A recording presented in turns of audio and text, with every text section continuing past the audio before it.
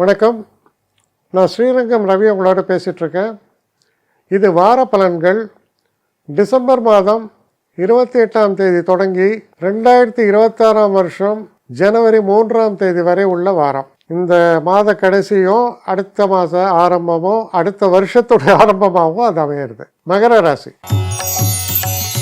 மகர ராசி நேயர்களை பொறுத்த வரைக்கும் பெரிய சலனமே இல்லை.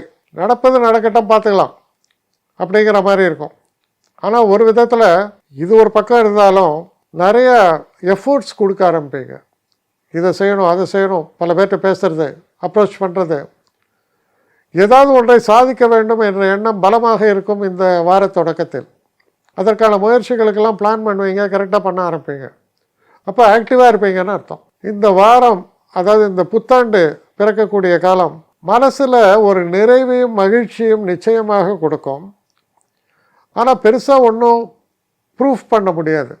சரி, நான் ரொம்ப நல்லதெல்லாம் நடக்கும், ஏதோ பட்சி சொல்கிறது அப்படிமோ. என்ன நடக்க போகிறது, எப்படி நடக்க போகிறது தெரியாது.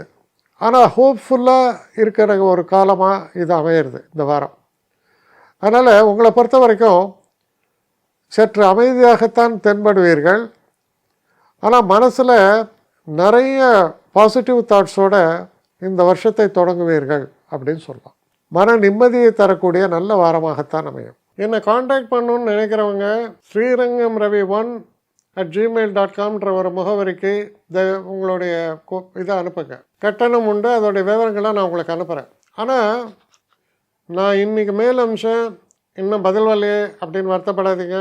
ஏன்னா எனக்கு கொஞ்சம் பெண்டிங்கில் இருக்குது. ஒரு நாளைக்கு எவ்வளோ பேரை நான் பார்க்க முடியும்? 3 பேர் 4 பேர் மேலே என்னாலையும் பார்க்க முடியாது. ஆனால் நிறைய பேர் ஆசைப்பட்றாங்க. ஆனால் கண்டிப்பாக நான் எல்லாருக்கும் ரிப்ளை பண்ணுவேன். சில நேரங்களில் 3 to 4 வீக்ஸ் ஆகும் என்னுடைய ரிப்ளை வரத்துக்கு. ஆனால் வரும்.